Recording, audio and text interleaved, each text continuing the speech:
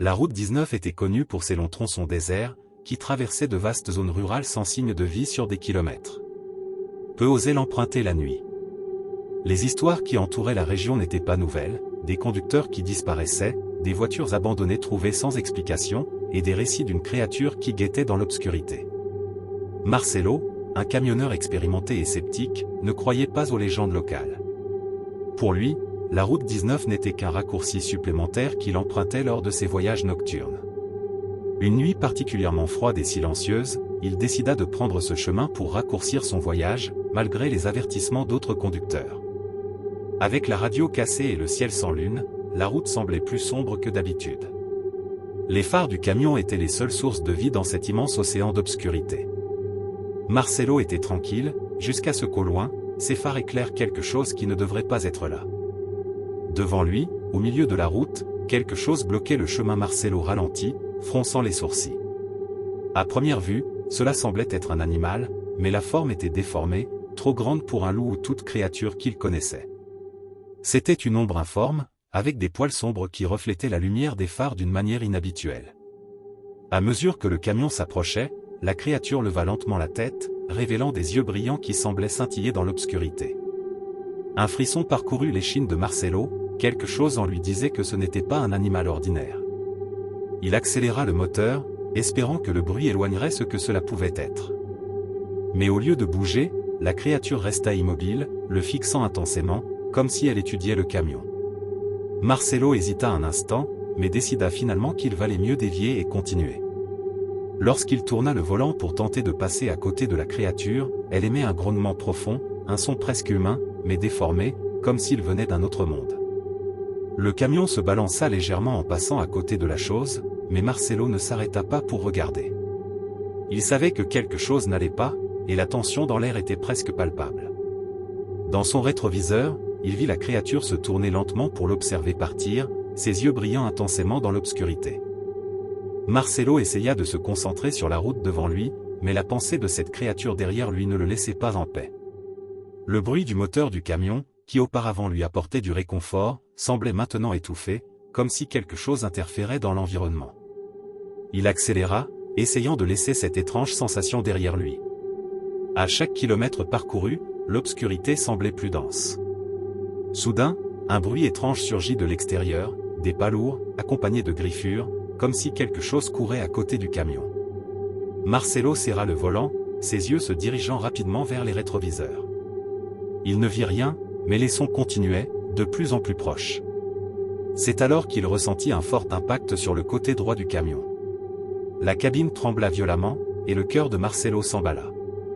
Il regarda à l'extérieur, essayant de voir ce qui avait causé l'impact, mais la nuit était impénétrable. Un autre coup frappa le camion, cette fois plus fort, comme si quelque chose essayait de forcer le véhicule à s'arrêter. Marcelo accéléra encore, le moteur rugissant en protestation. Il savait que la route était traître et qu'il ne devait pas rouler si vite dans une zone si déserte, mais la peur avait pris le contrôle. Les coups continuèrent, et les pas résonnaient désormais comme une course furieuse, comme si la créature qu'il avait vue auparavant poursuivait le camion avec une fureur incontrôlable. Le bruit des griffes grattant le métal de la cabine résonna sur la route. Quelque chose était là, quelque chose de grand, fort, et déterminé à l'atteindre. Le camion tremblait violemment à chaque impact, et Marcelo sentait le désespoir grandir en lui. Le monstre était de plus en plus proche, et maintenant il pouvait voir des ombres fugaces dans le rétroviseur, des contours déformés se déplaçant à une vitesse effrayante à côté du véhicule. Soudain, quelque chose sauta sur le toit du camion. Marcelo entendit le bruit assourdissant de griffes déchirant le métal. Il cria, accélérant au maximum de ses capacités. Le moteur rugissait, mais la vitesse ne semblait pas suffisante. Le poids de la créature pressait le camion, comme si elle voulait l'écraser ou faire basculer le véhicule. Marcelo regarda par le pare-brise et, pour son terreur, vit un bras énorme et poilu glisser devant la vitre. Les griffes acérées rayaient le verre, laissant des marques profondes. Le monstre n'était plus une ombre lointaine, il était là, sur le camion, essayant d'entrer. Le cœur battant et la sueur coulant sur son visage, Marcelo prit une décision désespérée. Il savait qu'un peu plus loin, il y avait un virage serré sur la route, un point où de nombreux accidents s'étaient produits. C'était risqué, mais il ne voyait pas d'autre issue. D'un mouvement rapide, il tourna le volant brusquement, projetant le camion vers la droite. Le véhicule glissa violemment, et le corps de la créature fut projeté sur le côté, perdant l'équilibre. Le camion tanguait dangereusement, presque hors de la route, mais, par chance, il resta ferme. Marcelo entendit un rugissement furieux derrière lui, mais n'osa pas regarder. Il savait qu'il avait réussi à faire tomber la créature, mais pour combien de temps? Le silence régna à nouveau sur la route. Les griffures et les impacts avaient cessé, mais la peur persistait. Marcelo garda le pied sur l'accélérateur, déterminé à quitter la route 19 le plus rapidement possible. Marcelo conduisit encore quelques kilomètres, les nerfs à vif, n'osant pas réduire la vitesse. Le silence autour semblait menaçant, comme si la route attendait le prochain mouvement. Ses yeux balayaient les rétroviseurs, s'attendant à tout moment à voir la créature surgir à nouveau des ombres. Finalement, les lumières d'une petite ville apparurent à l'horizon. Un soulagement indescriptible parcourut son corps en voyant la sécurité de quelque chose de familier devant lui. Il ne s'arrêta qu'à la première aire de repos pour camionneur qu'il trouva, garé de manière maladroite. Ses mains tremblaient encore alors qu'il éteignait le moteur.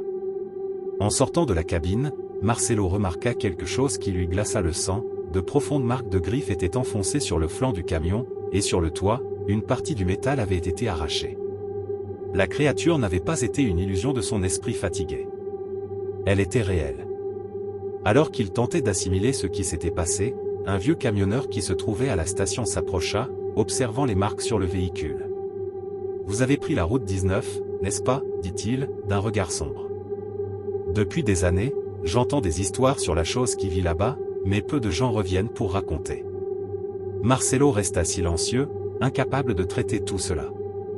Il savait qu'il avait eu de la chance de s'en sortir vivant. Mais, en regardant les marques sur le camion, une sensation désagréable persista. Quelque chose sur cette route l'avait choisi, et il craignait que la bête de la route 19 ne soit encore à l'affût, attendant la prochaine occasion de chasser. Des jours passèrent, mais Marcelo ne parvenait pas à oublier l'expérience qu'il avait vécue sur la route 19. Les marques sur le camion étaient la seule preuve physique de ce qui s'était passé, et pourtant, personne ne croyait totalement en lui. Les mécaniciens de la station de réparation suggéraient qu'il s'agissait d'un accident avec un gros animal, mais ils connaissaient la vérité. La nuit apportait maintenant une sensation de terreur constante. Chaque fois que le moteur de son camion rugissait dans la nuit, il revivait le son des griffes grattant le métal. La peur de croiser à nouveau cette créature le poussait à éviter toute route déserte, et chaque fois qu'il voyait le panneau indiquant la direction de la route 19, un frisson parcourait sa colonne vertébrale.